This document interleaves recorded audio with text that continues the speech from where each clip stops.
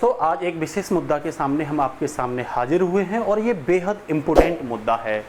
ये मुद्दा जो है वो केवल छात्रों के लिए ही इम्पोर्टेंट नहीं है, उसके साथ साथ आम लोगों को भी इसके बारे में जानकारी होना बेहद आवश्यक है।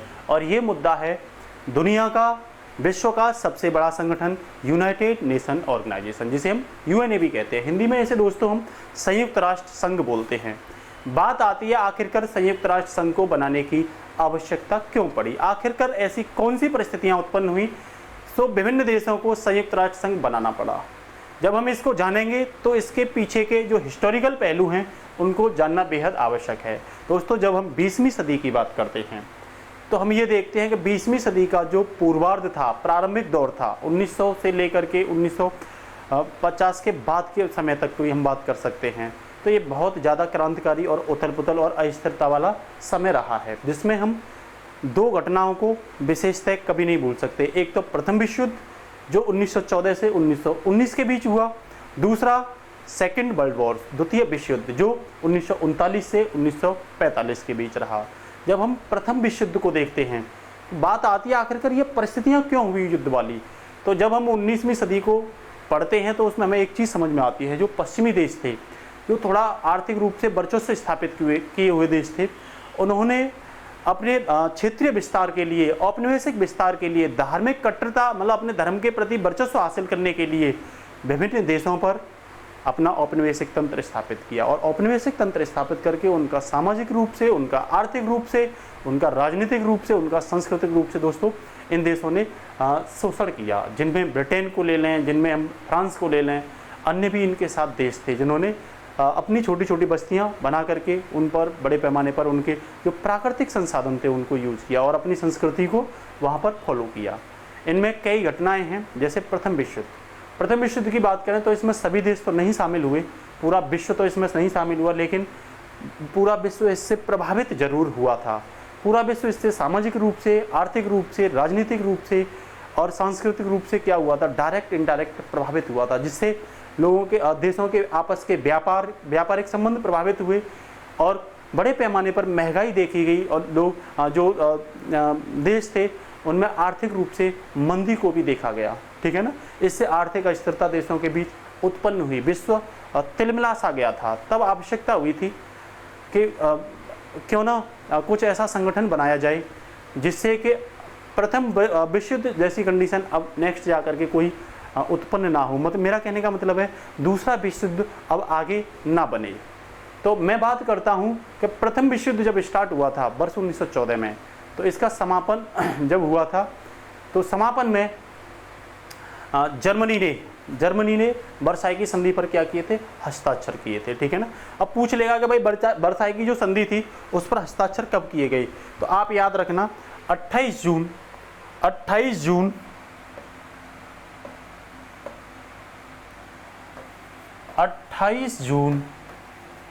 1919 को हस्ताक्षर किए थे। जर्मनी जब पराजित हो गया था तो उसने वर्साई की संधि पर हस्ताक्षर किए थे। ये संधि काफ़ी अपमानजनक थी, जर्मनी को बहुत ही ज़्यादा बंदिश इस संधि ने कर दिया था। ठीक है ना, दूसरी बात ये आती है कि वर्ल्ड वॉर ख़त्म कब हुआ था, तो वर्ल्ड वॉर लगभग 1918 में ही ख़त्म हो गया था।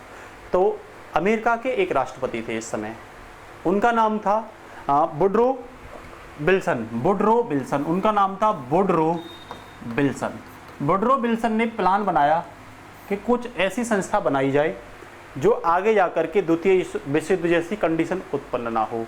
तो वो संस्था बनाई गई थी लीग ऑफ नेशंस मतलब राष्ट्र संघ। ये संस्था 1920 में बनाई गई थी। ध्यान रखना, कब बनाई गई थी, 1920 में। अगर फिक्स डेट आपसे पूछे तो 10 जनवरी 1920 बोल सकते हो, ये बनाई गई थी। लेकिन ये संस्था ज़्यादा प्रभावी नहीं रही। आप कैसे अनुमान लगाओगे कि ये प्रभावी नहीं रही, तो आप बोल सकते हो कि इस संस्था में शामिल होने के लिए उस देश की संसद को, जो देश भी इसमें शामिल होगा उस देश की संसद को इसमें क्या करना पड़ेगा, स्वीकृति देनी होगी। ठीक है ना, तो जिस देश ने, अमेरिका इसका संस्थापक देश था, अमेरिका संस्थापक देश होने के बावजूद भी जब उसकी संसद में ये प्रस्ताव रखा गया कि भाई लीग ऑफ नेशंस का मेंबर बनना है अथवा नहीं बनना, तो अमेरिका की संसद इस पर राजी नहीं हुई थी। तो इससे ही हम पहचान सकते हैं कि बहुत ज़्यादा देश राष्ट्र संघ में शामिल नहीं हुए थे। तो इसका फेलियर दूसरा इसलिए साबित हुआ कि इस संस्था के होते हुए भी जर्मनी ने पोलैंड पर आक्रमण कर दिया था। ठीक है ना, मेरा कहने का मतलब सेकेंड वर्ल्ड वॉर की शुरुआत हो गई थी। तो हम ये देख सकते हैं कि ये संस्था ज़्यादा नहीं चली, या फिर हम बोल सकते हैं कि इस संस्था का जो उद्देश्य था कि भाई सेकेंड वर्ल्ड वॉर नहीं होना चाहिए, वो हो गया। तो ये अपने मकसद पर क्या नहीं हुई, कामयाब नहीं हुई। और सेकेंड वर्ल्ड वॉर हुआ, और सेकेंड वर्ल्ड वॉर का जो परिणाम था वो बहुत ही बुरा जीनोसाइड था, नरसंहार था। देश बहुत ही आर्थिक, सामाजिक और राजनीतिक रूप से पिछड़ गए थे। ठीक है ना, और देशों में आपसी मनमुटाव हो गया था, जिससे राष्ट्रीय और अंतर्राष्ट्रीय रिलेशनशिप और राष्ट्रीय और अंतर्राष्ट्रीय जो व्यापार थे वो बड़े पैमाने पर प्रभावित हुए, जिससे महंगाई चरम पर आ गई। और महंगाई के साथ साथ जो विभिन्न प्रकार के औपनिवेशिक तंत्र थे वो आर्थिक रूप से कमज़ोर हुए। जैसे ब्रिटेन आर्थिक रूप से कमज़ोर हुआ, तो ब्रिटेन की जो औपनिवेशिक तंत्र थे वो धीरे धीरे मजबूत होना स्टार्ट हुए। तो इंडिया का आज़ाद होने के पीछे एक ये भी कारण है कि सेकेंड वर्ल्ड वॉर में जब ब्रिटेन कमज़ोर हुआ तो इंडिया को एक मौका और मिल गया आज़ादी की मांग करने के लिए। ठीक है ना, तो बात आती है फिर क्या हुआ। तो इसी समय सेकेंड वर्ल्ड वॉर जब हुआ था तो इसी समय अमेरिका के राष्ट्रपति थे फ्रैंकलिन डी रूजवेल्ट। तो फ्रैंकलिन डी रूजवेल्ट के दिमाग में ये बात आई, क्यों ना कोई ऐसा संगठन बनाया जाए कि सेकेंड वर्ल्ड वॉर जैसी कंडीशन दोबारा से ना आए, क्योंकि जो लीग ऑफ नेशंस थी वो असफल हो गई थी। तो आवश्यक था कि ऐसा कोई संगठन बनाया जाए जिससे कि वो अच्छे से काम करे। तो फ्रैंकलिन डी रूजवेल्ट ने संकल्पना दी थी संयुक्त राष्ट्र संघ की। आपको पूछ लेगा मिलकर के, तो ये विभिन्न देशों ने बनाया था, ठीक है ना, लेकिन इसकी संकल्पना किसने थी, फ्रैंकलिन डी रूजवेल्ट ने थी। अब बात आई आखिरकार कब इसके बारे में जानकारी मिलती है, ठीक है ना। तो इसके बारे में जो सबसे पहले जानकारी मिलती है तो सैन फ्रांसिस्को सम्मेलन हुआ था सर्वप्रथम अमेरिका में ही। कौन सा सम्मेलन हुआ था, सैन फ्रांसिस्को सम्मेलन हुआ था। तो सैन फ्रांसिस्को सम्मेलन में ही इसके बारे में पहली बार बात की गई थी। किसके बारे में, संयुक्त राष्ट्र संघ के बारे में बात की गई थी, ठीक है ना। तो पहले तो मैं ये बता देता हूं कि जो लीग ऑफ नेशंस था उसका कार्यालय कहाँ था, जिनेवा था। याद रखना कहाँ था, जिनेवा उसका कार्यालय था, ठीक है ना। तो बनाने की आवश्यकता इसलिए भी हुई थी कि देखो हम क्या देख रहे हैं, हम ये सेकेंड वर्ल्ड वॉर की कंडीशन देख रहे हैं। लोग टैंकर पर, सैनिक टैंकर पर बड़े पैमाने पर एक देश दूसरे देश के साथ मर मिटने के लिए क्या हो रहा है, तैयार हो रहा है। वहीं अगर हम अमेरिका की बात करें तो अमेरिका ने जापान के दो बड़े शहरों पर बम गिरे थे, एक हिरोशिमा और एक नागासाकी, जिसका इतना बुरा परिणाम हुआ, इतना बड़ा परमाणु बम का रेडिएशन हुआ कि जो अमेरिका के हिरोशिमा और नागासाकी शहर से, देखो आप स्थिति देख रहे हो, ये पूरी तरह तहस नहस कर दिए थे, ठीक है ना। और अगर मैं बात करूं आपसे तो देखो ये स्थिति देखिए, इस तरीके से रेडिएशन फैला। जब हिरोशिमा पर और नागासाकी पर 6 अगस्त और 9 अगस्त को बम गिरे गए थे 1945 में, तो देखो क्या स्थिति है, पूरा का पूरा वायुमंडल पॉल्यूट। और वहाँ के आसपास ये माना जाता है कि नागासाकी और हिरोशिमा के आसपास के 500 किलोमीटर के जो क्षेत्र था वो रेडिएशन से प्रभावित हो गया था। और वहाँ की जो जीव था वो जेनेटिकली रूप से भी क्या हुआ, डिस्टर्ब हुआ, ठीक है ना। तो वहाँ विकलांग लोग पैदा हुए, बहुत सारे लोग गर गए, आसपास के एरिया नष्ट होते चले गए। इसका कह सकते हो बहुत बुरा प्रभाव पड़ा। तब आवश्यकता हुई कि आगे जा कर के कोई देश परमाणु हथियारों का यूज ना करे, या बोल सकते हो हिंसा का प्रयोग ना करे। कोई भी अगर विवाद आता है तो अहिंसा के माध्यम से उसका क्या किया जाए, यूज किया जाए। तो इसके लिए संयुक्त राष्ट्र संघ की पहली बार क्या की गई, संकल्पना की गई थी। तो संयुक्त राष्ट्र संघ के बारे में अगर हम बात करें तो इसमें 193 देश हैं। कितने हैं, 193। पहली बार सैन फ्रांसिस्को सम्मेलन में इसके बारे में बात की गई थी और इसके प्रस्ताव को बनाने के बारे में क्या की गई थी, बात की गई थी। उस समय 50 देशों ने इस पर समर्थन दिया था। सैन फ्रांसिस्को के बाद 24 अक्टूबर 1945 को इसका चार्टर तैयार किया गया और चार्टर में 50 देशों ने क्या किए थे, तो 24 अक्टूबर 1945 को इसका चार्टर बना था। क्या बना था, चार्टर बना था, जिस पर कितने देशों ने साइन किए, तो 50 देशों ने, 50 कंट्रियों ने इस पर साइन किए। भारत भी इसमें शामिल था। पूछ लेगा, इस समय भारत शामिल नहीं था, लेकिन पूछ लेगा भारत कब इसका सदस्य बना, तो भारत इसका सदस्य 30 अक्टूबर 1945 को बना था। कब बना था, 30 अक्टूबर 1945 को। तो भारत इसके संस्थापक देशों में से एक है। आपको याद रखना है, भारत इसके संस्थापक देशों में से एक है। किसके, संयुक्त राष्ट्र संघ के। अब और आएगा कि भाई इन 50 देशों के बाद एक 51वां देश भी इसके बाद शामिल हुआ था, जिसका नाम पोलैंड था। और जर्मनी ने सेकेंड वर्ल्ड वॉर की शुरुआत ही पोलैंड पर आक्रमण करके की थी। तो ये 51वें देश के रूप में पोलैंड इसमें क्या हुआ था, शामिल हुआ था, ठीक है ना। अब बात आती है कि भाई जो यूएनओ है इसका हेडक्वार्टर कहाँ है, तो इसका हेडक्वार्टर न्यूयॉर्क में है, ठीक है ना। न्यूयॉर्क में वहीं के एक व्यक्ति ने 17 एकड़ ज़मीन के करीब दी थी कि भाई आप क्या करिए, यहीं पर एक टापू है मैनहट्टन टापू, ध्यान रखना मैनहट्टन टापू पर 17 एकड़ के करीब क्या दी थी, जगह दी थी, ठीक है ना। तो उस जगह पर इसका क्या बना, तो फ्रैंकलिन डी जो रूजवेल्ट थे उन्होंने पहली बार इसका विचार किया और बोला कि भाई क्यों ना जो लीग है उसमें क्या किया जाए, रिफॉर्म किया जाए और यूएनओ की स्थापना की जाए। तो ये हमने बताया था आपको कि भाई स्थापना कब की गई और इसमें कितने देश बताए थे हमने, 193 देश बताए थे, ठीक है ना। तो अभी देखो इसके जब हेडक्वार्टर के बारे में बात करते हैं तो देखो कुछ इस तरीके का आपको ये बिल्डिंग दिखाई देती है। हमने बताई थी वहीं के एक व्यक्ति थे, उन्होंने इसको मतलब एक ट्रस्ट के तौर पर न्यास मतलब जमीन दी थी, लगभग 17 एकड़ जमीन, कितनी दी थी, 17 एकड़ जमीन दी थी इसके लिए, ठीक है ना। इसकी जो अंदर की स्ट्रक्चर है सचिवालय की, कुछ देखो इस तरह की स्ट्रक्चर है, कैसी है, इस तरह की, आप देख ही रहे होंगे। ये यूएनओ सचिवालय की क्या है, एक स्ट्रक्चर है बोल सकते हैं, ठीक है ना। उसका हेडक्वार्टर की स्ट्रक्चर कहाँ है, हेडक्वार्टर न्यूयॉर्क में। ध्यान ना, आगे जाके मैं ये भी बताऊंगा आपको कि यूएनओ के 6 अंग हैं, जिनमें से 5 के जो हेडक्वार्टर हैं और उनकी बैठक जो है वो कहाँ होती हैं, अमेरिका के न्यूयॉर्क में होती है। बाद बाकी एक ऐसा है जिसकी न्यूयॉर्क के अलावा होती है, वो भी बताएंगे कौन सा है, ठीक है ना। तो हम जो चल रहे थे, देखो अब हम यहाँ क्या देखते हैं, यहाँ ये देखते हैं कि जो यूएनओ के 193 मेंबर्स हैं, कितने, 193 जो देश हैं यूएनओ में, जब बात आती है वोट की बात आती है तो या सम्मान की बात आती है या मान मर्यादा की बात आती है, तो सभी को एकता के साथ देखा जाता है। यहाँ आप इन झंडाओं को देख करके ही देख रहे होंगे, प्रत्येक 193 देशों के झंडे हैं जिनको एक साथ एकता के साथ ही रखा गया है, ठीक है ना। हालांकि यूएनओ का खुद अपना एक प्रतीक भी है और उसका एक झंडा भी है, ठीक है ना, वो हम आपको अभी दिखाएंगे, ठीक है ना। तो इसमें क्या एक चीज़ और ध्यान रखना, सभी जब कोई फैसला यूएनओ में होता है तो सभी के वोट की वैल्यू में भी क्या की जाती है, समानता की जाती है। यहाँ अमेरिका और इंडिया दोनों वोट के मामले में क्या होंगे, बराबर होंगे, एक देश और एक वोट, ठीक है ना। अब बात आती है कि यूएनओ जो है उसके बारे में कुछ इन्फॉर्मेशन देख लेते हैं हम लोग, ठीक है ना। और देखो यहाँ आप क्या देख रहे हो, यहाँ आप देख रहे हो कि जो यूएनओ के मेंबर हैं वो ऑल ओवर वर्ल्ड में, देखो ये मेंबर हैं, 193 सदस्य हैं, ये आप मैप में 193 193 देशों को आप क्या देख रहे होंगे, ये सभी देश दिखाए गए हैं। ये सभी देश किसके हैं, जैसे ऑस्ट्रेलिया है, चाइना है, रूस है, ये और ये अफ्रीकन कंट्री हैं, ठीक है ना। ये सभी देश किसके हैं, ये सभी देश यूएनओ के मेंबर हैं। आज यूएनओ के 193 देश हैं और 2 ऑब्जर्वर देश हैं, ठीक है ना। 2 ऑब्जर्वर देश में जो हम बात करते हैं वो एक होली सी है और एक फिलीपींस है, ठीक है ना। अब उसके बाद इसके बारे में कुछ बेसिक सी इन्फॉर्मेशन देखते हैं, ठीक है ना। तो बेसिक सी इन्फॉर्मेशन है इसकी, देखो एक ये पॉइंट आप देखिए, इसमें क्या है, इसमें आपको एक गन दिखाई दे रही है और उस गन से जो गोली निकलती है उसे बंद करते हुए दिखाई दिया गया है। मेरा कहने का मतलब है कि सेकेंड वर्ल्ड वॉर से पहले जो हिंसा हुई थी ये उस हिंसा को रोकने का प्रतीक है कि भाई अब जो भी देशों के साथ कोई मुद्दे आते हैं तो यूएनओ क्या करेगा, वहाँ युद्ध नहीं होने देगा और उसका शांति से ही सॉल्यूशन करेगा। और शांति की जब बात आती है और अहिंसा की बात आती है तो गांधी जी को ना पुकारा जाए ऐसा हो ही नहीं सकता। तो यहाँ पर 2 अक्टूबर को अहिंसा अंतर्राष्ट्रीय अहिंसक दिवस के रूप में भी सेलिब्रेट किया जाता है। ये यूएनओ ने क्या किया था, घोषित किया था, ठीक है ना।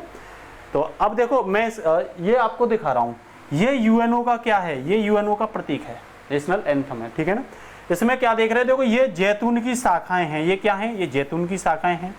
और देखो इसमें 3 सर्किल बनाए गए हैं इस तरीके से और उन 3 सर्किल को इस तरीके से क्या कर दिया गया, मूव कर दिया गया है। और इसके बीच में विश्व का क्या है, नक्शा है। कुल मिला के आप देख सकते हो, देखो कुछ आपको इस तरीके से दिखेगा, इस तरीके से इसका क्या दिखेगा, प्रतीक दिखेगा। देखो आप ये देख रहे हो कितना साफ दिखाई दे रहा है, ये यूएनओ का क्या है, प्रतीक है। और इसी को जब हम इस तरीके से थोड़ा मूव कर देते हैं जो ऐसे चौकोर आकार में, और इसका जो बैकग्राउंड होगा, इसका जो बैकग्राउंड होगा वो हल्का नीला होगा। कैसा होगा, हल्का नीला। तो फिर इसका क्या बन जाएगा, ये झंडा बन जाएगा। तो यूएनओ का अपना एक झंडा भी है, ये ध्यान रखना, यूएनओ का अपना एक झंडा भी है। जब हम यूएनओ की बात करते हैं, मतलब संयुक्त राष्ट्र संघ की बात करते हैं, तो इसकी स्थापना कब हुई थी, 24 अक्टूबर 1945 में हुई थी, ठीक है ना, 24 अक्टूबर 1945 में। ध्यान रखना अप्रैल 3 तारीख जरूर याद रखना, अप्रैल 1945 में सैन फ्रांसिस्को अमेरिका में एक सम्मेलन हुआ था जिसमें 50 देश शामिल हुए थे और उन्होंने यूएनओ जैसी संस्था बनाने पर बात की थी। उसके बाद जब हम जून की बात करते हैं, जून 1945, कब? जून 1945। यदि फिक्स भी आप देखोगे तो बोल सकते हो कि इस दिन जो है यूएनओ के बारे में जो 50 सदस्य थे उन्होंने क्या एक चार्टर बनाया गया और उस पर 50 देशों ने क्या किए थे? हस्ताक्षर किए थे, है ना, 51वां। इसके बाद जो आया था वो पोलैंड आया था। कौन आया था? पोलैंड आया था। तो इस बात को भी आप क्या रखोगे? याद रखोगे, ठीक है ना। तो इसी दिन, जिस दिन ये इसकी स्थापना हुई थी, इसी दिन को संयुक्त राष्ट्र दिवस के रूप में भी सेलिब्रेट किया जाता है। इसका मुख्यालय कहाँ है? न्यूयॉर्क में है। कौन से टापू पर? मैनहट्टन टापू पर। वर्तमान में इसमें कितने देश हैं? तो वर्तमान में इसमें आप देख रहे हो 193 देश हैं। कितने देश हैं? 193। वर्ष 1911 से पहले इसमें जो देश की संख्या थी दोस्तों वो 192 थी। अब आप कहोगे ये 193 में लास्ट देश कहाँ से आ गया, और ये क्वेश्चन पूछा जाता है। तो लास्ट देश इसका था दक्षिणी सूडान। कौन सा? दक्षिणी सूडान। 2011 में सूडान एक ही देश था, तो 2011 में उत्तरी सूडान बना और दक्षिणी सूडान बना। तो उत्तरी सूडान ऑलरेडी क्या था? इसका मेंबर था। दक्षिणी सूडान ने 2011 में अपनी मेंबरशिप यहाँ पर हासिल की थी। अब बताएंगे कैसे नया देश इसमें शामिल होता है, वो आगे हम बताएंगे आपको। उसके बाद हम बात करते हैं यहाँ पे अभी वर्तमान में जो इसके महासचिव हैं, महासचिव हम वहाँ बताएंगे कि जो सचिवालय है उसके महासचिव होते हैं। तो वर्तमान में एंटोनियो गुटेरेस हैं। कौन है? Antonio Guterres. देखो ये जो शक्ल आप देख रहे हो ये एंटोनियो गुटेरेस हैं, जो पुर्तगाल के पूर्व कौन थे? प्रधानमंत्री थे। किसके? पुर्तगाल के। आप देख भी रहे होंगे इनके पीछे संयुक्त राष्ट्र संघ का क्या है? प्रतीक है, ठीक है ना। ये हैं, ये पहली बार जो बने थे दोस्तों, तो ये पहली बार बने थे 2017 से 2021 के लिए। 2017 से इनका जो पहला कार्यकाल रहा है वो 2017 से 2021 के बीच रहा है। अब बात आती है क्या ये दोबारा भी? हाँ, इनकी दोबारा भी घोषणा की जा चुकी है 9वें संयुक्त राष्ट्र सचिव के रूप में। 9वें संयुक्त राष्ट्र सचिव के रूप में इनकी नियुक्ति हुई है, ठीक है ना। दूसरा कार्यकाल है इनका 1 जनवरी 2022 से 31 जनवरी 2026 तक, ठीक है ना। ये जो यूएनओ का सचिवालय है उसके कौन है? महासचिव हैं, ठीक है ना। कहाँ के हैं? पुर्तगाल के हैं। अब बात आएगी कि भाई पहले कौन थे? आपसे पूछा जाएगा कि भाई पहले कौन थे। तो जब 1945 में ये बना था तो भाई तभी उसी समय से इसके कौन बने हैं? महासचिव बने। तो ट्रिगवे ली, ट्रिगवे ली याद रखना। ट्रिगवे जो ली थे वो पहले कौन हैं? महासचिव हैं, जो कहाँ के थे? जो नॉर्वे के थे। कहाँ के थे? नॉर्वे के थे। इनको ध्यान रखना, ठीक है ना। नॉर्वे नोबेल पुरस्कार भी देता है, ठीक है ना। नॉर्वे के थे, ठीक है ना। कौन थे? पहले पूछ लेगा कौन थे।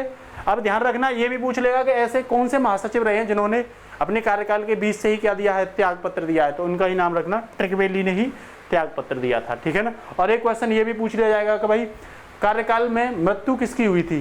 तो डैंग जो हैमर थे, डैंग हैमर, ये स्वीडन के थे। डैंग हैमर, इस नाम को भी याद रखना। डैंग हैमर का कार्यकाल के दौरान ही क्या हुई है? मृत्यु हुई थी। और ये कहाँ के थे?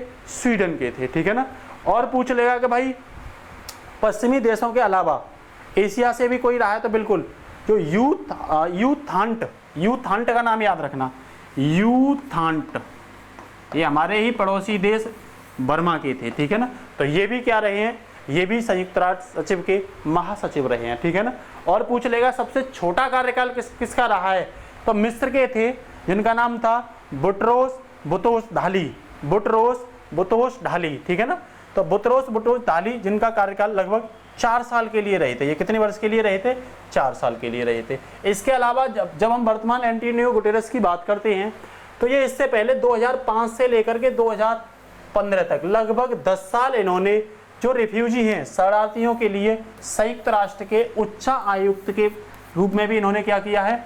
काम किया है। किसने किया है? एंटोनियो गुटेरेस ने। अब बात आती है कि संयुक्त राष्ट्र जो संघ है इसका उद्देश्य क्या है, ठीक है ना। इसका उद्देश्य के बारे में अगर आप पढ़ोगे तो ऑब्जेक्ट में हमें स्पष्ट दिखाई दे रहा है कि जब इसका नाम है संयुक्त राष्ट्र संघ, यूनाइटेड मतलब सभी मिलकर के देश, जो भी विश्व के देश हैं, ठीक है ना, जो भी राष्ट्र हैं। तो यहाँ बोला भी गया सभी राष्ट्र क्या हो जाओ, संयुक्त हो जाओ। कौन? राष्ट्र। और सभी राष्ट्रों को संयुक्त होकर के क्या बनाओ, एक संगठन बनाओ, ठीक है ना।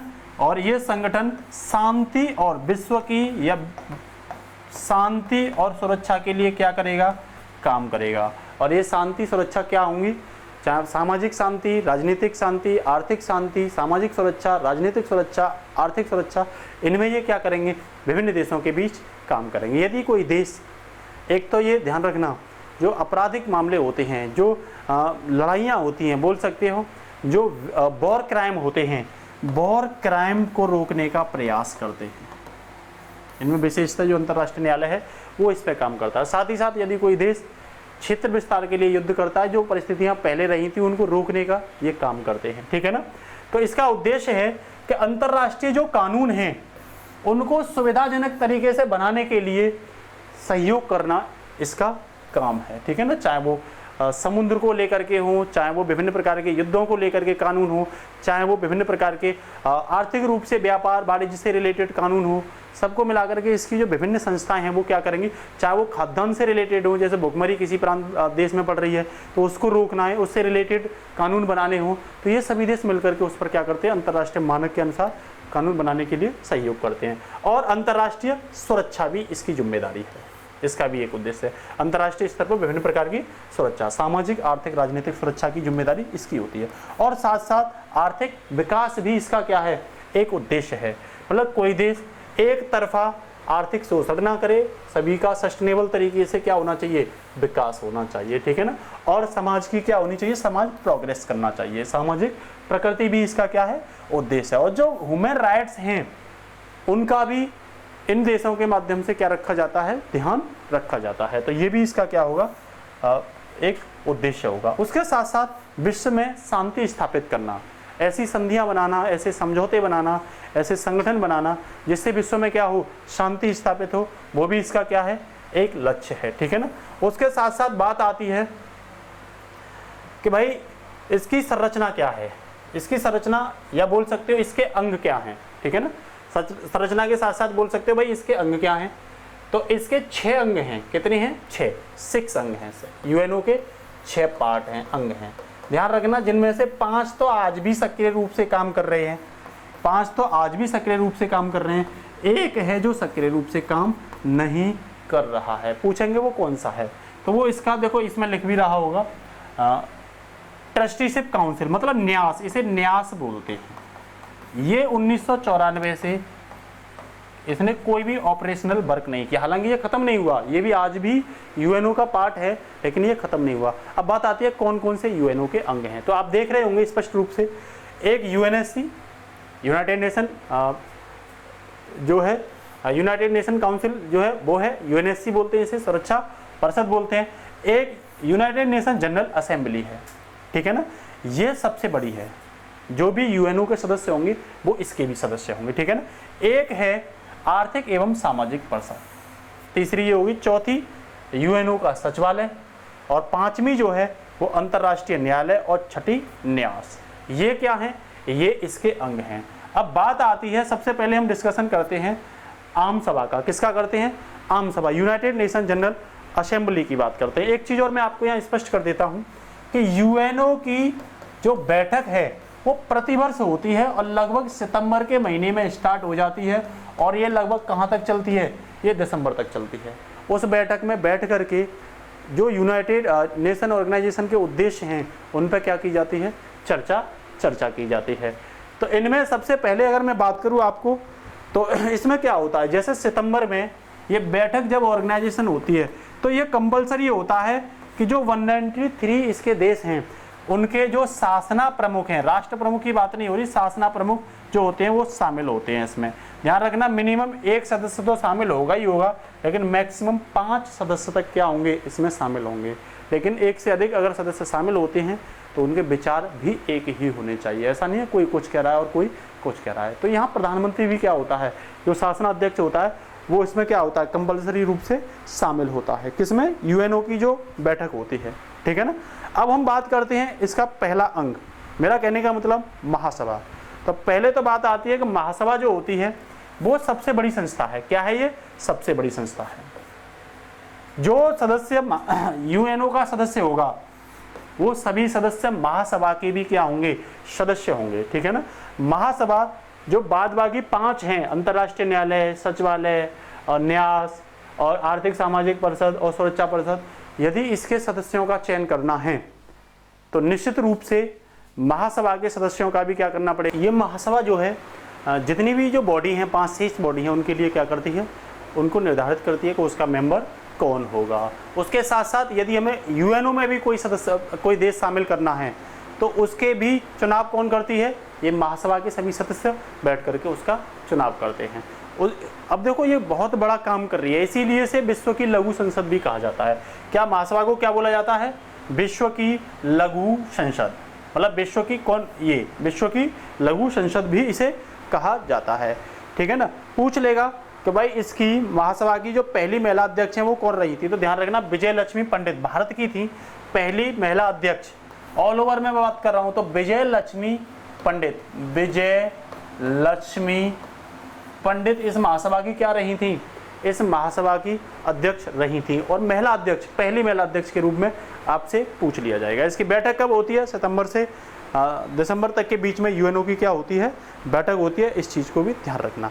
शुरुआती दिनों में जो इसकी बैठक हुई थी महासभा की, वो लंदन में हुई थी। ध्यान रखना, जब कार्यालय नहीं बना था न्यूयॉर्क में, लेकिन जैसे ही न्यूयॉर्क में इसका कार्यालय बन गया तो फिर इसकी बैठक अब निरंतर कहाँ होती है? निरंतर न्यूयॉर्क में होती है। ठीक है ना। न्यूयॉर्क में मैं आपको फिर बता रहा हूँ, केवल अंतर्राष्ट्रीय न्यायालय को छोड़ करके बाद बाकी सभी की बैठक और सभी का हेडक्वार्टर कहाँ पे है? सभी का हेडक्वार्टर न्यूयॉर्क में है। ठीक है ना। और सभी की बैठक उसी हेडक्वार्टर के आसपास होती रहती है। ठीक है ना। बात आती है इसका कहाँ है फिर अंतर्राष्ट्रीय न्यायालय का? तो इसका नीदरलैंड में है, द हेग में। ठीक है ना। इसके बारे में पढ़ाएंगे। लेकिन महासभा के बाद अब हम नेक्स्ट टॉपिक पर चलते हैं, न्यास। न्यास के बारे में अगर मैं बात करूं तो न्यास मतलब ट्रस्टीशिप काउंसिल, अंग्रेजी में इसे ट्रस्टीशिप काउंसिल भी कहते हैं। ठीक है ना। तो ये जो न्यास है ना, ये जो पिछड़े देश हैं, मतलब 1945 से 1960 तक कुछ देश ऐसे थे, जैसे भारत तो मजबूत देश था तो अपना शासन और वो सब कुछ खुद से ही कर सकता है। ठीक है ना। लेकिन कुछ ऐसे भी देश थे जो काफ़ी कमज़ोर थे, पिछड़े हुए थे। ठीक है ना। तो उनकी जिम्मेदारी न्यास के माध्यम से किसको दी थी? विकसित देशों को दी थी। लेकिन धीरे धीरे 1994 तक सभी देश इससे मुक्त हो गए। तो फिर इसने ऑपरेशन करना क्या कर दिया? कम कर दिया। आज ये काम नहीं करती, लेकिन ये एक यूएनओ के अंग के रूप में आज भी मौजूद है। कौन? न्यास। ध्यान रखना। ठीक है ना। तो न्यास का मतलब है कि भाई जो भी यूएनओ के लिए खर्च किया जाएगा या खर्च के लिए पैसे उपलब्ध कराए जाएंगे वो विभिन्न देशों के माध्यम से न्यास कराएगी। ठीक है ना। तो यूएनओ के लिए पैसों का काम भी यही करती है। अब उसके बाद आती है आर्थिक सामाजिक काउंसिल, या हम इसे बोल सकते हैं एक प्रकार से इकोसॉक का मतलब है, देखो इकोसॉक क्या? इकोसॉक, एक सेकंड पेंसिल लेते हैं। इकोसॉक तो इकोसॉक ये हमारा याद करने का तरीका, ये इकोनॉमिकल, ठीक है ना, ये सोशल ईसॉक। ठीक है ना। तो ये सोशल और ये काउंसिल। ठीक है ना। तो ये याद रखोगे आप, इकोसॉक। ठीक है ना। तो इकोसॉक का क्या काम है? तो इकोसॉक का काम है कि जो पहले तो ध्यान रखना है, इसमें 54 देश हैं। इसमें कितने देश हैं? 54 देश हैं। और इसके जो सदस्यों का कार्यकाल है वो 3 वर्ष होता है। लेकिन आपको ये भी ध्यान रखना है, इसका 54 देश मिलकर के एक अध्यक्ष भी बनाते हैं। क्या बनाते हैं? एक अध्यक्ष बनाते हैं। और इस अध्यक्ष का कार्यकाल होता है 1 वर्ष। कितना होता है? 1 वर्ष उसका अध्यक्ष का कार्यकाल होता है। ठीक है ना।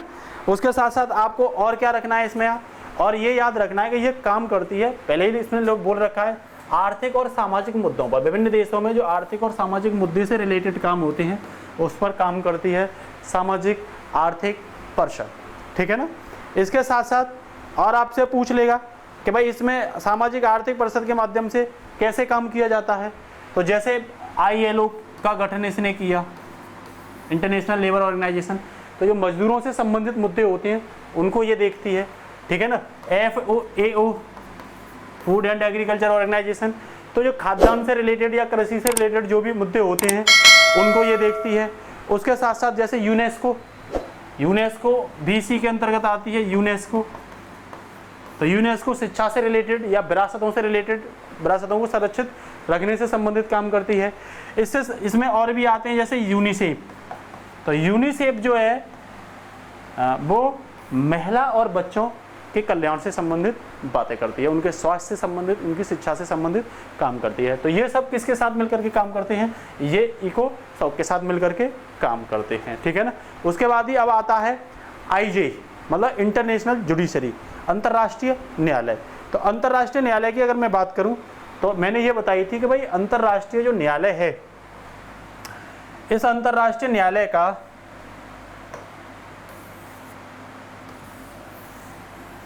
जो हेडक्वार्टर है वो कहाँ पड़ता है, उसका हेडक्वार्टर पड़ता है द हेग में। कहाँ पड़ता है, द हेग में पड़ता है। और द हेग कहाँ है, द हेग नीदरलैंड में है। कहाँ है ये, नीदरलैंड में, यूरोप का ही देश है, जहाँ पे एम्स्टर्डम और रॉटरडम दो बड़े बंदरगाह हैं, ठीक है ना। तो ये यहाँ पड़ता है। पूछ लेगा इसमें कुल कितने जज होते हैं, ICJ में कितने जज होते हैं, तो कुल 15 जज होते हैं, ठीक है ना। प्रत्येक जज का जो कार्यालय होता, कार्यकाल होता है वो 9 वर्ष होता है। और इसमें जब भी किसी मुद्दे पर फैसला लिया जाएगा तो या सुनवाई की जाएगी तो उसका कोरम यदि आपसे पूछेगा तो इसका कोरम 9 जज होना इसमें क्या है, अनिवार्य है। कितने जज होना अनिवार्य है, 9 जज होना अनिवार्य है, ठीक है ना। तो कोरल क्या है इसका, 9 है। और कार्यकाल भी प्रत्येक जज का 9 वर्ष होता है। बात ये आती है, आपसे पूछ लेगा कि UNO की ऐसी कौन सी बॉडी है जिसका कार्यालय अमेरिका से बाहर है, तो आपको याद रखना ICJ, अंतर्राष्ट्रीय जस्टिस न्यायालय, ठीक है ना, इसका कार्यकाल है। दूसरी बात ये आती है कि भारत के इसमें अब तक 4 लोग शामिल हो चुके हैं। 4 लोग, कितने, 4 लोग इसमें शामिल हो चुके हैं। अब 4 में कौन कौन है ये भी देख लेते हैं हम, ठीक है ना। तो इसमें जो भारत के हैं, पहले जो बने थे वो बने थे बेनेगल राव, बेनेगल राव पहले बने थे, बेनेगल राव, परंतु ये क्या थे, इसके सदस्य के रूप में बने थे। दूसरे की अगर बात आए तो दूसरे इसमें बने थे नगेंद्र। कौन बने थे, नगेंद्र। नगेंद्र ध्यान रखना इसके अध्यक्ष भी रहे हैं और इसके उपाध्यक्ष भी रहे हैं। मतलब जो 15 मेंबर्स हैं ये निर्धारित करते हैं। ध्यान रखना प्रत्येक बॉडी के सदस्य को, चाहे ये जुडिशरी क्यों ना हो, जज ही क्यों ना हो, इनको आम सभा में निर्धारित किया जाता है। सिंपल सी बात याद रखना। करेगी इनका चुनाव कौन, आम सभा ही करेगी, ठीक है ना। उसके बाद अगर आपसे पूछा जाए और कौन है, तो RN पाठक। कौन है, RN पाठक। और अंतिम तो आप जानते ही हो, दलबीर भंडारी। कौन बने हैं, दलबीर भंडारी। दलबीर भंडारी का सबसे पहले बने थे ये वर्ष 2012 में। दूसरा कार्यकाल इनका 2017 से चुना गया है, ठीक है ना। तो आज भी क्या है, वर्तमान में भी ये 2 बार के लिए चुने गए, ध्यान रखना। 2012 से 2021 तक, ठीक है ना। अब दूसरा भी इनको चुन लिया गया और दोबारा में भी कौन बने हैं, दलबीर भंडारी ही बने हैं। दलबीर भंडारी जो है वो सुप्रीम कोर्ट के भी न्यायाधीश रहे हैं और ध्यान रखना महाराष्ट्र हाईकोर्ट के भी क्या रहे, मुंबई हाईकोर्ट के भी न्यायाधीश रहे हैं। तो ये 2 बार, ये अध्यक्ष उपाध्यक्ष नहीं, ये भी सदस्य बने हैं। ध्यान रखना ये भी कौन बने हैं, सदस्य बने हैं, दलबीर भंडारी। तो वर्तमान में भी ICJ में भारत की मेंबरशिप है जिसमें दलबीर भंडारी बने हुए हैं, ठीक है ना। पहला कार्यकाल इनका 2012 में था, ठीक है ना। और उसके बाद में फिर अगला कार्यकाल के लिए वर्तमान में भी क्या हैं, ये मौजूद हैं, ठीक है ना। तो इसको भी आप क्या रखोगे, याद रखोगे। उसके बाद बात आती है सचिवालय की। किसकी बात आती है, सचिवालय, ठीक है ना। UNO का सचिवालय। तो UNO के सचिवालय के बारे में अगर हम बात करें तो ये भी काफ़ी अहम है, ठीक है ना। UNO का सचिवालय भी, सेक्रेटरी, ये भी काफ़ी अहम है। मैंने बताई थी वर्तमान में एंटोनियो गुटेरेस इसके कौन हैं, अध्यक्ष हैं, ठीक है ना। और उससे पहले भी मैंने आपसे बात की थी। और ये किस मुद्दों पर काम करती है, तो ये प्रशासनिक मुद्दों पर काम करती है, प्रशासनिक जो मुद्दे होते हैं उन पर काम करती है। रिपोर्ट जारी करना, विभिन्न प्रकार की रिपोर्ट होती हैं तो उनको ये सचिवालय ही निर्धारित करता है। एक प्रकार से हम बोल सकते हैं जैसे कहीं पर सम्मेलन हो रहा है यूएनओ का, तो उसके फर्स्ट प्रतिनिधि के रूप में जो सचिवालय का अध्यक्ष होता है, जैसे वर्तमान में एंटोनियो गुटेरेस हैं, वो निर्धारित करते हैं। पहले हमने ये बताई थी आपको कि फर्स्ट जो थे और वो नॉर्वे के थे, ठीक है ना, और लास्ट कौन थे, पुर्तगाल के थे, जो एंटोनियो गुटेरेस थे। एंटोनियो गुटेरेस से पहले एंटोनियो गुटेरेस ने किसकी जगह ली, तो साउथ अफ्रीका के थे बान की मून, ठीक है ना, बान की मून की जगह पुर्तगाल के जो पूर्व प्रधानमंत्री हैं एंटोनियो गुटेरेस इस सचिवालय के क्या रहे हैं, अध्यक्ष रहे हैं, ठीक है ना। ये किसके अधीन है, तो ये यूएनओ के अधीन है। ये किसके अधीन होता है, तो ये यूएनओ के अधीन अपना काम करता है। किसके अधीन, यूएनओ के अधीन अपना काम करता है। उसके साथ साथ जो इसके महासचिव होते हैं उनका कार्यकाल 5 वर्ष का होता है, ठीक है ना। कितने वर्ष का होता है, इसके सचिव का कार्यकाल 5 वर्ष का होता है, ठीक है ना। और बात आती है इनके सचिवों की नियुक्ति कौन करता है, इसके सदस्यों की नियुक्ति कौन करता है, तो वही यूनाइटेड नेशन जनरल असेंबली। हमने बताई थी सचिवों का चुनाव कौन करेगा, आम सभा ही करेगी। लेकिन इसमें थोड़ा अंतर है, इसके जो सचिव हैं वो जो निर्धारित किए जाएंगे वो यूएनएससी की सिफारिश पर किए जाएंगे।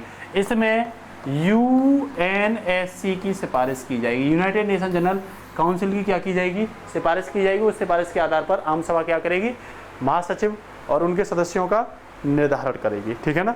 इसके साथ साथ इसका अंतिम रह गया है यूएनएससी, जो सबसे मुख्य है। कौन है, सबसे मुख्य है। तो अब बात करते हैं हम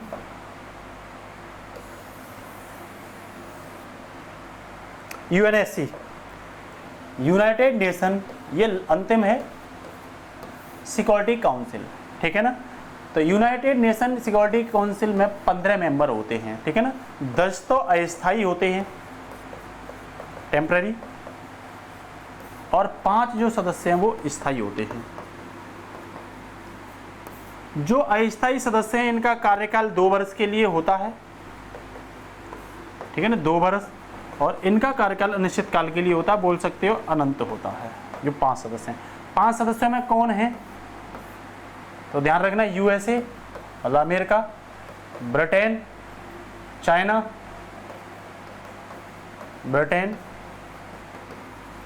चाइना, और रसिया और फ्रांस, ठीक है ना। तो वैसे भी आप याद कर सकते हो अमेरिका को ए से ABCRF ऐसे करके इसे क्या कर सकते हो, याद कर सकते हो। ABCRF ऐसे करके इसे क्या कर सकते हो, याद कर सकते हो।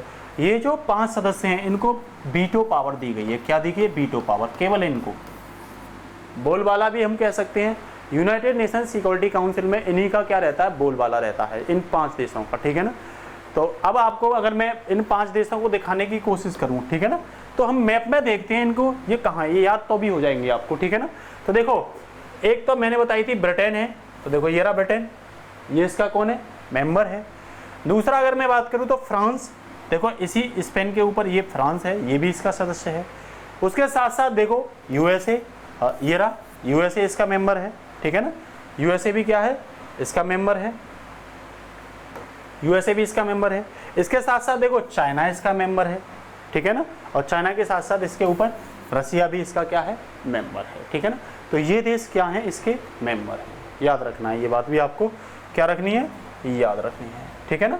उसके साथ साथ अब बात आती है कि जो यूएनएससी है इसमें मतलब जो सदस्य हैं उनका काम क्या है, तो उनका काम है शांति और सुरक्षा स्थापित करना। इनका काम है या इसका काम है शांति और सुरक्षा, शांति और सुरक्षा स्थापित करना, ठीक है ना। इसीलिए क्योंकि सुरक्षा की गारंटी वर्तमान में किसके पास होती है, सुरक्षा की जो गारंटी होती है वो पुलिस के पास होती है। किसके पास होती है, पुलिस के पास होती है। तो इसीलिए इसे पुलिसमैन भी कहा जाता है। यूएनएससी को क्या कहा जाता है, पुलिसमैन भी। विश्व का पुलिसमैन अगर आपसे पूछे कि भाई यूएनएससी को और क्या कहा जाता है, तो आप ध्यान रखना विश्व का पुलिसमैन कहा जाता है। क्या कहा जाता है, विश्व का पुलिसमैन। सबसे ज़्यादा अस्थायी सदस्यों में जो कार्यकाल रहा है वो जापान सबसे ज़्यादा बार रहा है, 11 बार। कितनी बार रहा है जापान इसका सदस्य, 11 बार जापान इसका सदस्य रहा है। भारत भी 7 से 8 बार इसका क्या रह चुका है, सदस्य रह चुका है, ठीक है ना। तो ये भी आपको क्या रखना है, यूएनएससी के पर्पस में याद रखना है। यूएनएससी की बैठक की बात आए तो ध्यान रखना महीने में 2 बार, मतलब 14 दिन बाद इसकी बैठक होनी चाहिए। वैसे तो विशेष परिस्थिति में हर रोज़ भी इसकी बैठक बुला सकते हैं, ठीक है ना, बार बार भी इसकी बैठक बुला सकते हैं, और कभी भी इसकी बैठक को बुलाया जाता है जब कोई अंतर्राष्ट्रीय मुद्दा ऐसा पड़ता है कि बैठक को बुलाना क्या होता है, आवश्यक होता है, उस कंडीशन में इसकी बैठक को बुलाया जाता है। किसकी बैठक को, यूएनएससी की बैठक को, ठीक है ना। तो आपको यूएनएससी के बारे में भी क्या करना है, ये जानकारी याद रखनी है, ठीक है ना। तो अब बात आती है कि भाई जो यूएनएससी है, ठीक है ना, जो यूएनएससी है उसमें भारत का क्या रोल है, ठीक है ना। कई बार कहते हैं कि भाई भारत को इसका जो स्थायी सदस्य है वो बनना चाहिए, ठीक है ना। तो और कई बार कहते हैं कि नहीं बनना चाहिए, कई देश इस पर क्या कराते हैं, इसका विपक्ष देते हैं कि भाई भारत को नहीं बनना चाहिए, ठीक है ना, भारत को यूएनएससी का मेंबर नहीं बनना चाहिए, ये भी बात आती है कई बार। तो कई मुद्दे होते हैं कि आखिरकार भारत को इसका मेंबर बनना चाहिए अथवा नहीं बनना चाहिए, ठीक है ना। तो उससे पहले मैं एक डिस्कशन और कर देता हूँ कि भाई इसमें जो आधिकारिक भाषा है वो कौन कौन सी भाषा है, ठीक है ना, इसकी जो आधिकारिक भाषा हैं वो कौन कौन सी हैं, ठीक है ना। तो जब मैं आधिकारिक भाषाओं की बात करता हूँ तो ध्यान रखना, चीनी इसकी आधिकारिक भाषा, वैसे मंदारिन बोलते हैं इसे, क्या बोलते हैं, मंदारिन, ये यूएनएससी की आधिकारिक भाषा है। इंग्लिश है, फ्रांसीसी है, रूस है और अरेबियन है, और छठी भाषा है इसकी स्पेनिश। तो स्पेन की स्पेनिश, अरब देशों की अरबी, यूएसएसआर की पूरी उसकी रूसी, और फ्रांस की फ्रांसीसी, और ब्रिटेन के आसपास के देशों की अंग्रेजी भाषा, और चाइना की मंदारिन भाषा या चीनी भाषा भी कह सकते हो। लेकिन बात आती है कार्य संचालन कितनी भाषाओं में होता है, कार्य संचालन इसका कितनी भाषाओं में होता है, तो ये 2 भाषाओं में होता है। 6 भाषा इसकी ऑफिशियल लैंग्वेज है, लेकिन कार्य संचालन 2 भाषाओं में होता है। ध्यान रखना कौन कौन सी में, तो एक तो अंग्रेजी भाषा में और एक फ्रेंच भाषा में, ठीक है ना। इन 2 भाषाओं में क्या होता है, इसका कार्यकाल होता है, ठीक है ना। तो इसे भी याद रखोगे, जैसे ए सी ई एफ आर और एस, ठीक है ना। तो इसका कहने का मतलब मेरा है, ए से मतलब अरबी भाषा, सी से मतलब चाइना भाषा, ई से मतलब इंग्लिश, एफ से फ्रेंच, आर से रसियन और एस से स्पेनिश, ठीक है ना। और ये बीच की जो ई और एफ हैं, ये कौन सी भाषा हैं, जो कार्य संचालन की जो भाषा हैं, ये कार्य संचालन की भाषा हैं। तो ये इसकी भाषा के बारे में भी आपको क्या रखना है, जानकारी, थोड़ी सी जानकारी रखनी है, ठीक है ना। अब उसके बाद बात आती है कोई इंग्लिश भाषा, हिंदी क्यों नहीं है, तो कई बार हम इसमें हिंदी का क्या करते हैं, जिक्र करते हैं, कई बार हिंदी का इसमें जिक्र किया जाता है, ठीक है ना।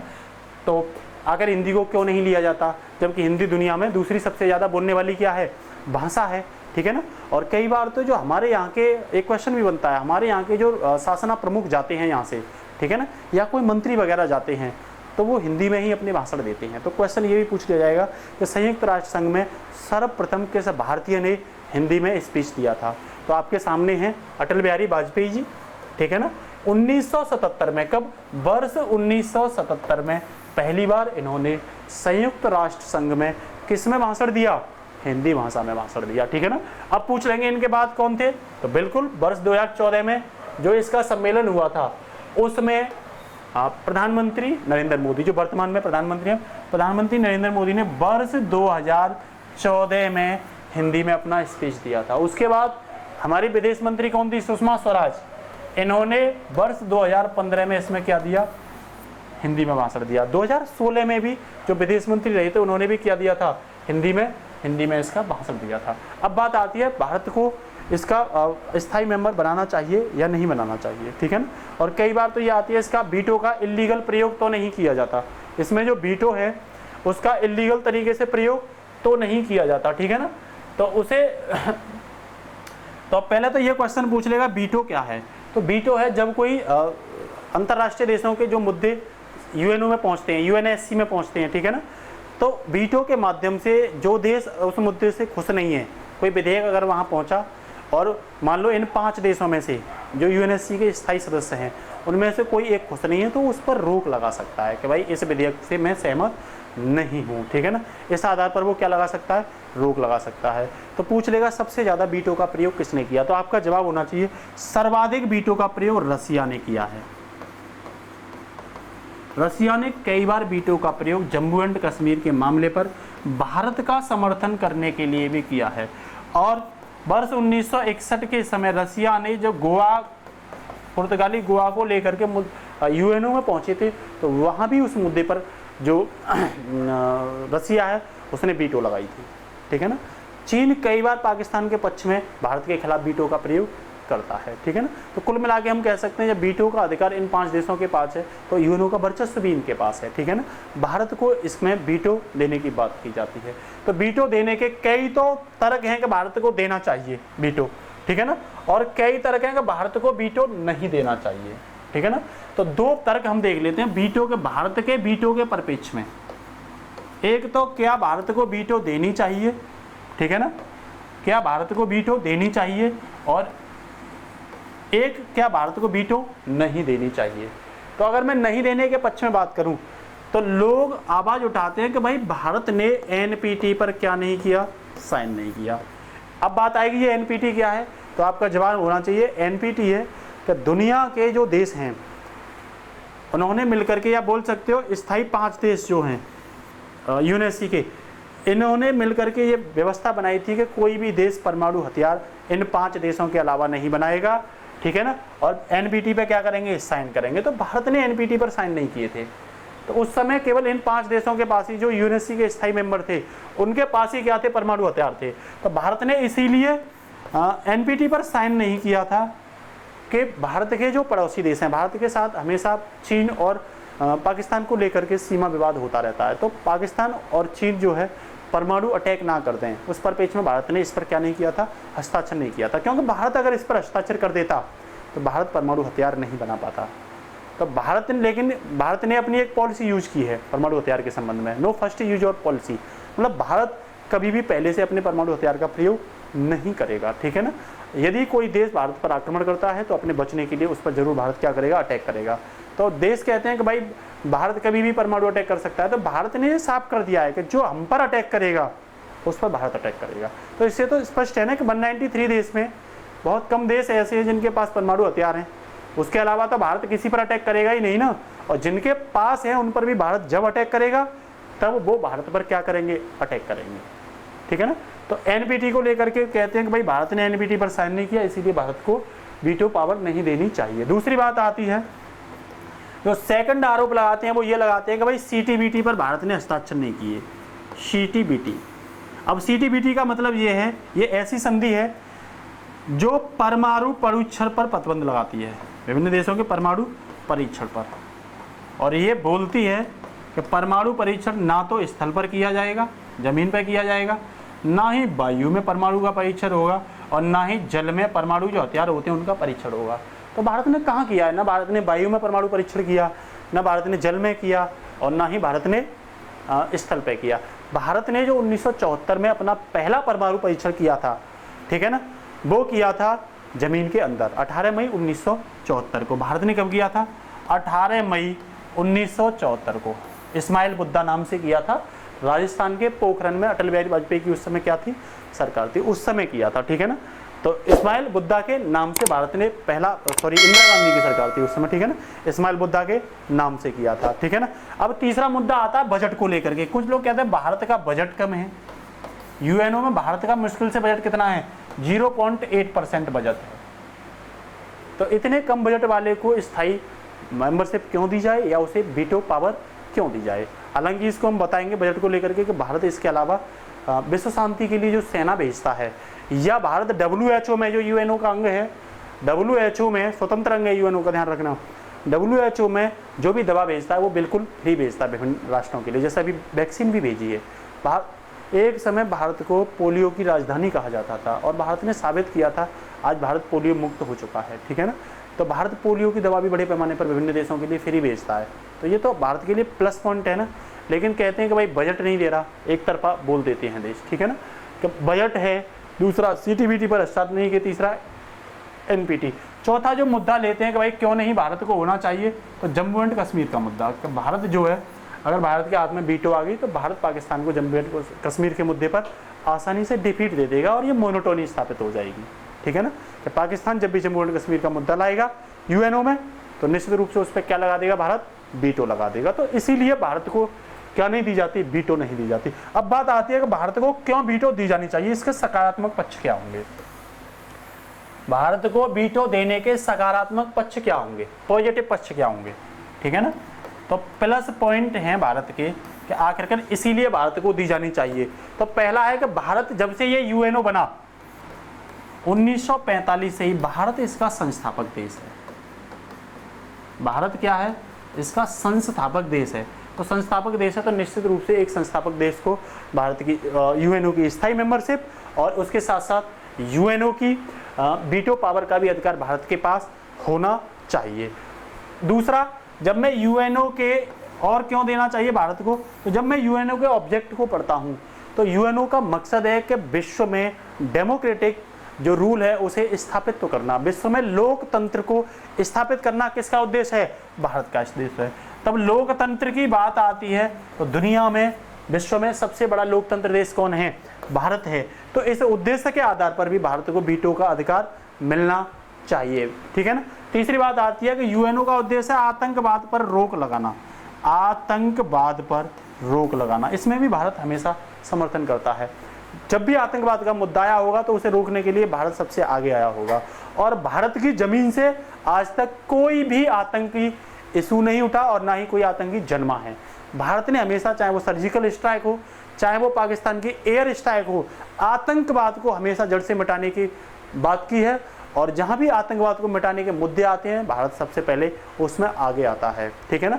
भारत ने जम्मू एंड कश्मीर से अलगावाद को, भारत ने जम्मू एंड कश्मीर से आतंकवाद को मिटाने का सदैव भरसक प्रयास किया है। तो इस उद्देश्य में भी भारत को क्या मिलनी चाहिए, वीटो पावर मिलनी चाहिए। दूसरा, WHO, मैंने आपको पहले ही बता दिया, WHO में भारत विभिन्न देशों के लिए अधिकांश दवाएं फ्री में मुहैया कराता है। अधिकांश क्या, ऑल ओवर दवाओं को भारत फ्री में देता है। ठीक है ना। तो इसीलिए भारत को क्या देना चाहिए, वीटो पावर देना चाहिए। एक और मैं बता देता हूं, सैन्य सहायता। तो यूएनओ की अपनी तो कोई सेना नहीं है।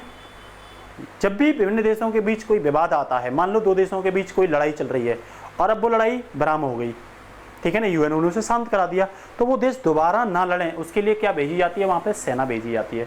तो वो स्पेशल यूएनओ की सेना नहीं होती, वो सेना सभी देश मिलकर के अपने अपने सैन्य टुकड़ियों को यूएनओ में भेजते हैं और उसका उद्देश्य होता है विश्व में सुरक्षा करना और विश्व में शांति स्थापित करना। तो भारत यूएनओ में एक ऐसा देश है जो अधिकांश जो सेना है, मतलब बड़े पैमाने पर भारत अपनी सेना भेजता है। ठीक है ना। तो उसमें भी तो खर्च होता है। ठीक है ना। तो भारत और बांग्लादेश भी दो ऐसे देश हैं, ध्यान रखना, जो बड़े पैमाने पर क्या भेजते हैं, शांति सुरक्षा स्थापित करने के लिए अपनी सेना भेजते हैं। ठीक है ना। अब इसी में बात आती है, एक टॉपिक और आता है G4। क्या आता है, G4। G4 मतलब 4 देश हैं जो बात करते हैं G4। और G4 में पूछ लेगा भाई कौन कौन से देश हैं, तो एक तो इंडिया ही है, एक दक्षिणी अफ्रीका, एक जापान और एक ब्राजील। ये वो देश हैं जो यूएनओ में स्थायी मेंबरशिप के लिए क्या करते हैं, बात करते हैं। लेकिन इनमें सबसे ज़्यादा वर्चस्व स्थापित किए हुए कौन हैं, इंडिया। इंडिया G4 में सर्वाधिक वर्चस्व स्थापित किए हुए है। ठीक है ना। अब बात आती है जम्मू एंड कश्मीर का, थोड़ा सा मुद्दा मैं डिस्कस करने की कोशिश कर रहा हूँ कि बात आती है कि आखिरकार जम्मू एंड कश्मीर के मुद्दे पर भारत को क्यों रोकते हैं वीटो पावर देने पर। तो ध्यान रखना, जम्मू एंड कश्मीर के लिए यूएनओ ने एक आयोग बनाया था। जब पाकिस्तान मुद्दे को लेकर के जम्मू एंड कश्मीर में गया तो एक आयोग बनाया था जिसका नाम था डिक्सन आयोग। डिक्सन आयोग ने वहाँ की अवस्थिति, मतलब परिस्थितियों को जांचने की कोशिश की और उससे स्पष्ट किया कि भाई जम्मू एंड कश्मीर यूएनओ का मुद्दा नहीं है, जम्मू एंड कश्मीर भारत और पाकिस्तान के बीच का क्या है, क्षेत्रीय विवाद है। तब तो यूएनओ को उसमें बीच में नहीं आना चाहिए और भारत को आसानी से जम्मू एंड कश्मीर वाला यूएनओ को जम्मू एंड कश्मीर वाला नकारात्मक पक्ष भारत के लिए वीटो में रोकने के लिए यूज नहीं करना चाहिए। ठीक है ना। एक बात आती है कि आखिरकार चीन क्यों अड़ंगा लगाता है भाई? अगर स्थायी मेंबरशिप देनी है, अगर स्थायी मेंबरशिप देनी है तो चीन क्यों अड़ंगा लगाता है? कई बार ये देखा गया है कि जो इसमें ये बोला गया है कि स्थायी मेंबर जो बनेगा तो जो यूएनएससी के 5 मेंबर हैं स्थायी, वो सभी अपनी सहमति देंगे, तभी भारत को स्थायी मेंबर या अन्य किसी देश को यूएनएससी का स्थायी मेंबर बनाया जाएगा। तो यूएनएससी के जो 5 सदस्य हैं वो कभी नहीं चाहेंगे कि छठवां कोई भी क्या बने, स्थायी सदस्य बने, क्योंकि अगर छठा देश के पास वीटो की पावर जाती है तो अन्य 5 देशों के मुद्दे को वो आसानी से क्या कर सकता है, रोक सकता है। इसीलिए ये देश कभी नहीं चाहेंगे कि कोई भी वीटो मेंबर बने, ठीक है ना। अब बात आती है भारत चीन को कैसे टेक ओवर करेगा, जबकि 4 देश जो हैं, चाहे ब्रिटेन हो, चाहे फ्रांस हो, चाहे रसिया हो, ठीक है ना, चाहे अमेरिका हो, वो तो समर्थन करते हैं भारत का, लेकिन चीन क्यों नहीं करता और उसको भारत कैसे काउंटर बैलेंस करेगा? तो ध्यान रखना, एक संधि है MTCR, missile technology control rhythm. ये जो ट्रीटी है या रिज्म है वो विभिन्न देशों को मिसाइल टेक्नोलॉजी और मिसाइल खरीदने के लिए क्या करता है, सदस्यता देता, लाइसेंस देता है। इसमें भारत इसका सदस्य है और इसमें ये रूल है जितनी भी कंट्री हैं वो सभी सहमत होंगे तब MTCR का अन्य देश क्या बनेगा, सदस्य बनेगा। और उन सभी देशों के पास क्या होती है, वीटो होती है। तो भारत के पास भी MTCR में क्या है, वीटो है। लेकिन MTCR का चीन क्या नहीं है, चीन मेंबर नहीं है। तो चीन चाहेगा कि हम मिसाइल, अगर उसे अपनी मजबूत करनी है मिसाइल शक्ति, तो चीन चाहेगा कि मिसाइल MTCR का क्या बने, मेंबर बने। तब निश्चित रूप से भारत चीन के सामने शर्त पेश कर सकता है कि भाई तू मेरी सदस्यता कहाँ निश्चित कर, यूएनएससी में मेरे लिए यूज कर और मैं तेरे लिए MTCR में करता हूँ। तो इस आधार पर भारत को आसानी से क्या मिल सकती है, MTCR में भी मेंबरशिप मिल सकती है, ठीक है ना। अब बात आती है कि भाई क्या शुरू से ही जो यूएनएससी बना था तो उसमें 6 भाषाएं थी? तो याद रखना, शुरू में 6 भाषा नहीं थी। 1973 में